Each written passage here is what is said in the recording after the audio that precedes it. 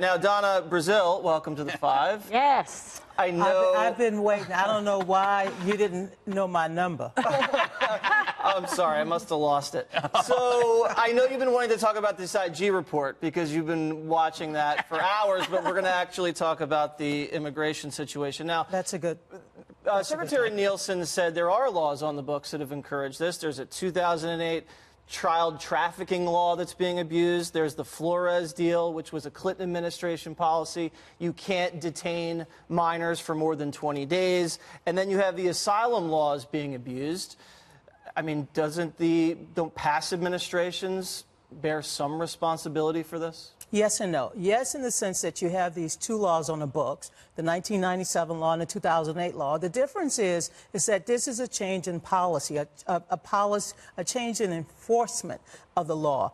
Everyone who comes over our border now is treated as a criminal, and they're subject to prosecution. Correct. And so while the 97 law said that you have 20 days to deal with these unaccompanied minors, this is a policy change that says we're going to separate these children from the parents who are going to face criminal prosecution. Right. So I think the Trump administration needs to work with Congress. Perhaps they'll do it with this immigration debate that they will have tomorrow, which, by the way, is a one-sided debate. I don't know how you're going to put together a solution when you don't have all of the what I call main ingredients. But for now, there's no federal law that says that you must separate children from their families. That's the loophole. Well, one of the loopholes issue. is because you don't want the children to be potentially abused, and you don't know, Kimberly, whether or not the children are actually related to the adult that's bringing them across the border, because the secretary said there's been over a 300% increase of fraudulent families. 314%. Exactly, crossing the southern border. Yeah, I think that's really an alarming number when you hear that and you think about that's really just fraught with problems in terms of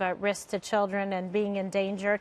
Very much a concern in terms of human trafficking. Obviously, everybody cares about it, and obviously people don't want families separated from their children, but you do have an obligation to determine the true identity of the individuals coming over. Just because an adult is accompanying with a minor, you can't make the assumption that they are in fact related, because quite the contrary, the evidence suggests otherwise. So that would be irresponsible and reckless in a matter of public safety and endangerment to a child. So, this is a very difficult issue. I think the legislature does need to act on it expeditiously. It's in everyone's best interest to do so and work cooperatively with the president, because obviously now the good news is that the issue is getting a lot of, attention and focus and light on it so that we can do something about it, right? Yeah. I mean, this is a country of immigrants, but nevertheless, we've got to ensure the safety of people here, those crossing, et cetera, and observe the laws on the books. And how do you think the White House, Dana, is handling this? I wouldn't call it a crisis, but it's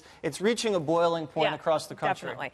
Well, I think it was very smart to have the principal there today at the briefing. It took her a while to get back, and I understand they had a meeting at 3 o'clock with the president. And it's tense within the White House because they realize they have a problem. One thing I was surprised about is that Kirstjen Nielsen, she had excellent facts that they didn't recognize just even a week ago as we started to see this bubbling up, that they needed to get in front of it. So now you have all of these photographs, some released from DHS, some from HHS, some from reporters that have been there, some from members of Congress who have been there.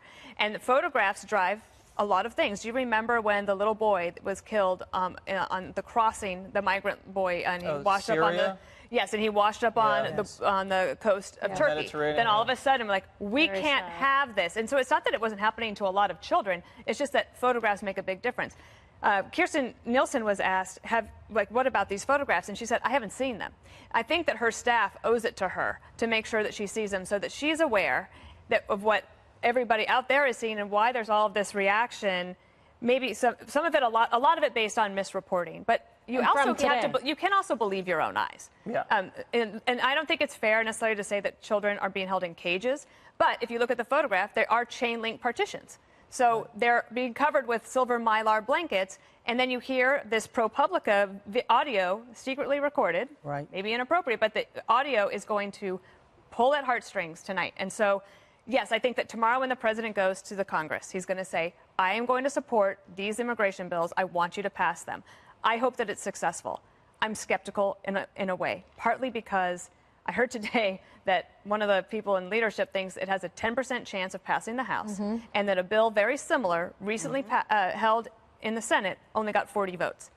So I think they're going to have to either reverse this policy or figure out another way to deal with it while they try to do something with Congress, because now you have a situation where Congress might not be able to pass anything. Yeah, Greg, what do you think? Do you think the president's going to hang tough on this issue like he does in the face of a lot of outrage, or do you think he's going to come to the table and try to do something with the Democrats? I think he likes solving problems, and I think he would solve this problem if he can.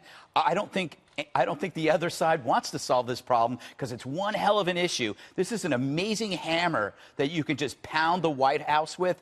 You take this off the table, and I've said this for months. If you take this off the table, there's nothing left for the Democrats. I am so tired, though, of people implying that our agents are child abusers. This is something that we just let fly by. Oh, they're not being.